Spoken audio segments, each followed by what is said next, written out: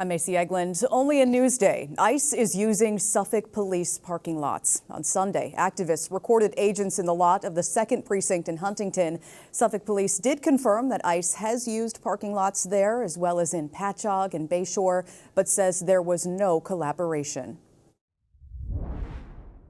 But to see at least 14 federal agents enter and exit a restricted area that belongs to the Suffolk County Police Department sends the opposite message. Later in the show, what activists are calling for from Suffolk officials. Glen Cove is raising the starting salaries of its police officers. As part of a new contract, the city will pay recruits and first-year officers $50,000. The contract is retroactive to January 1st of this year. It runs through 2029. It also contains increases of roughly 3%. Airstrikes are pounding the capital of Iran this morning as the deadly conflict enters its first full week. Here's the latest. Defense Secretary Pete Hegseth warned strikes against Iran are about to, quote, surge dramatically. So far, more than 1,200 people have been killed in Iran. At home, the House rejected an effort to block President Trump from further strikes without congressional consent. In 90 seconds, we break down the votes of Long Island's Congress members.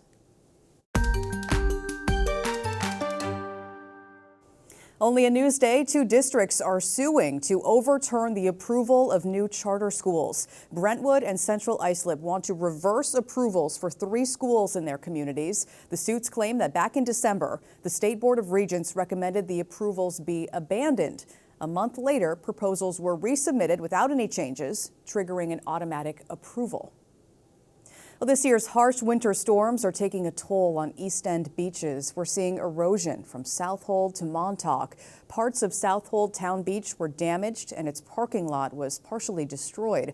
In Montauk, Ditch Plains was eroded. No structures were damaged. Let's talk about your Friday forecast now. Cloudy and cool to start your weekend before we've got some warmer weather moving in. Highs are in the upper 30s to low 40s for your Friday. It's windy too out there. Be prepared for that. Gusts could reach as high as 20 miles per hour. Tomorrow starts out rainy and foggy, but temps are in the 40s, a little bit of a bump up.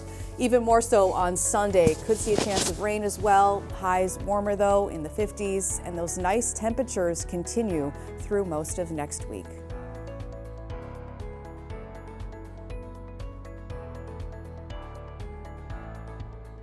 Long Island weather is brought to you by PTRC. As the deadly conflict with Iran enters its first full week, the U.S. Defense Secretary says strikes are about to, quote, surge dramatically. Now, this comes as a Democratic effort to block President Trump from further strikes without congressional consent failed. The House vote was 219 to 212 yesterday, and Long Island's 4 congressional representatives were split along party lines.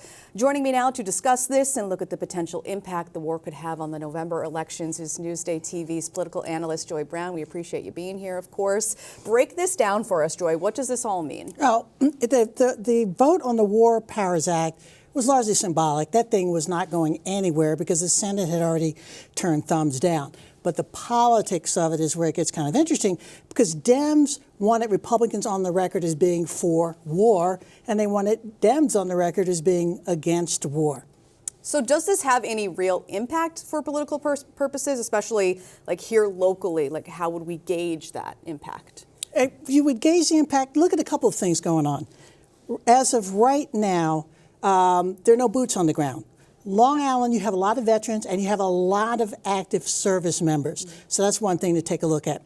The other thing is the economics of it. We've seen gas prices skyrocket over the past few days. That keeps going on. There's going to be an economic impact that's there. Dems are thinking, okay, the closer we get to the elections, if things stay like this or if things worsen in terms of boots on the ground, that could be a good thing for us and a good thing for Dems on Long Island because they want to keep what they have and gain where they can. Mm-hmm. So politically, yeah, we could see some impact here on Long Island. We could see some impact on Long Island. Another interesting element here is that we have Anthony D'Esposito. Newsday has reported that he plans on running against Laura Gillen again. Now, Gillen won their last contest by about that much, a tiny little bit. But in testimony before a congressional committee, he says, he kind of didn't answer the question. And politically, that makes a lot of sense because he also doesn't, at this particular point in time, have to express any opinion whether he's pro-war or con-war.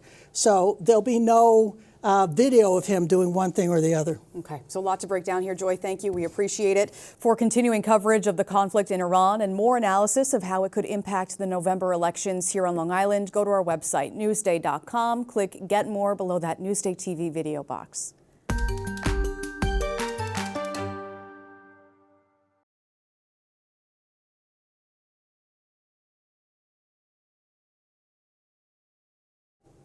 Only in Newsday, the war in Iran has many state and local officials worried about potential cyber attacks. There's a concern critical infrastructure like water supplies could become a target.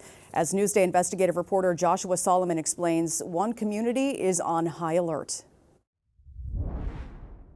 Previously, the FBI and federal prosecutors have gone after Iranian proxies in the past years who have targeted U.S. infrastructure. And at times they've targeted U.S. infrastructure with Israeli ties. And on Long Island, there's one particular area that has a high population of Iranians and Iranian Jews. And that's in Great Neck in the town of North Hempstead, which has one of the top 10 populations of such in the country. And so their officials told me that they are doing everything that they can to protect. And it's also business as usual. They protect for this all the time, and they're continuing those practices. You can read more about how local officials are preparing for a possible cyber attack on Newsday.com. Click Get More below that Newsday TV video box. Only in Newsday, ICE is using Suffolk Police Precinct parking lots. But as Andrew Enger reports, police insist they are not collaborating with the agency. Shame on you! Community activists monitoring ICE activity on Long Island Sunday captured video of at least a dozen masked federal immigration agents using the back parking lot of Suffolk County Police's 2nd Precinct in Huntington. The person recording the video was quickly escorted out of the secure area. This is something that we have not really seen happen before. The Suffolk Police Department has stated it does not have an agreement to work with ICE agents on civil immigration detainment. In a statement to Newsday, Commissioner Kevin Catalina says, "We do not get involved in immigration enforcement, ever, period, and we won't." The police commissioner has lied to Newsday and to the public on Long Island. Josh Dubno was at the 2nd Precinct on Sunday and saw what he says were multiple ICE vehicles and agents walking in and out of the 2nd Precinct. Going into the 2nd Precinct like it's their home. Suffolk County Police told Newsday the ICE agents had been at the 2nd Precinct with detainees in vehicles on Sunday. It also admitted ICE had used parking lots at precincts in Patchogue and Bayshore in the past. Adding in a statement, ICE used the precinct's parking lot, but there was no collaboration. But to see at least 14 federal agents enter and exit a restricted area that belongs to the Suffolk County Police Department sends the opposite message. Community activists are now asking Suffolk County leaders to launch an inquiry into the extent of Suffolk County Police's interactions with ICE when they are at police precincts. I think that we need an investigation. ICE did not specifically respond to questions about using police parking lots, but a spokesperson tells Newsday, due to operational security, ICE does not divulge law enforcement tactics or methods. According to legal experts, ICE has the right to use public spaces, such as the parking lots of fire departments, police stations, stores, and other areas. However, some activists believe if ICE can use police department parking lots, it could discourage some residents from reporting crimes. In Huntington, Andrew Enger, Newsday TV. Read more about how ICE is using Suffolk Police Precincts on Newsday.com. Click Get More below that Newsday TV video box.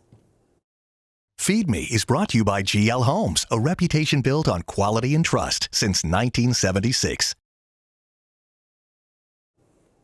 An Italian bakery in Oakdale is loading up on pastries you can only get once a year. In this week's Feed Me TV, Erica Marcus shows us how La Roma Pastry Shop celebrates St. Joseph's Day.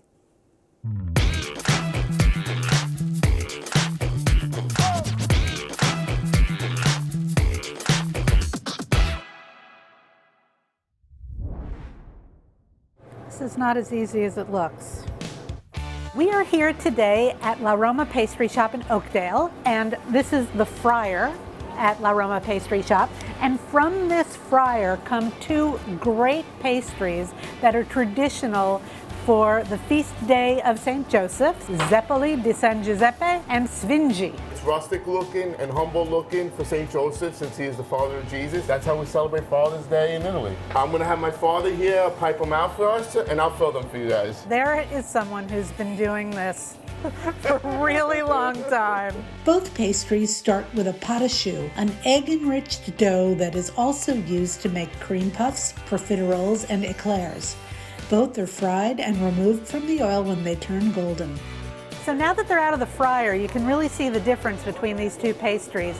The Zeppoli di San Giuseppe, they're very elegant. They're ring-shaped. You can see the impression of the piping tip. The Sfingi really are just big blobs, no offense.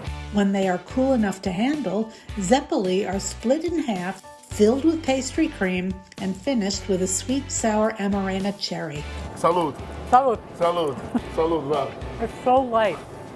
Sfingi are not split. They are simply slathered with ricotta-based cannoli cream and decorated with a maraschino cherry, a length of candied orange peel, and some green sprinkles. Now I think I like this one better. Do you have a favorite? You know, my mother's Sicilian, my father's Napolitan. Oh, so no. if I say the Sfingi, I'm going towards my mother. If I say the Zeppoli, I'm going towards my father. Just tell me and I won't tell anyone.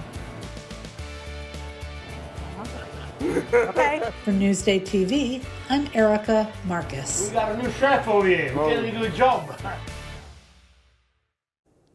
They both look great. You can't go wrong. You can read more about La Roma and how to get their pastries on Newsday.com. Click Get More below the Newsday TV video box.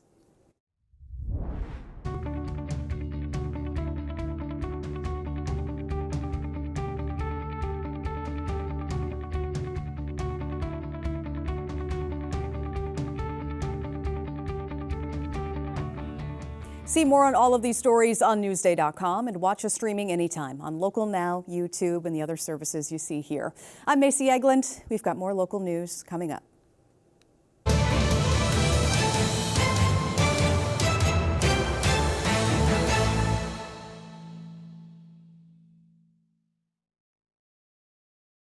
An inside look at Long Island businesses as Newsday presents LI Works. Join Ken Buffa as he samples unique jobs and meets the people behind them. LI Works, now available at Newsday.com/LI Works.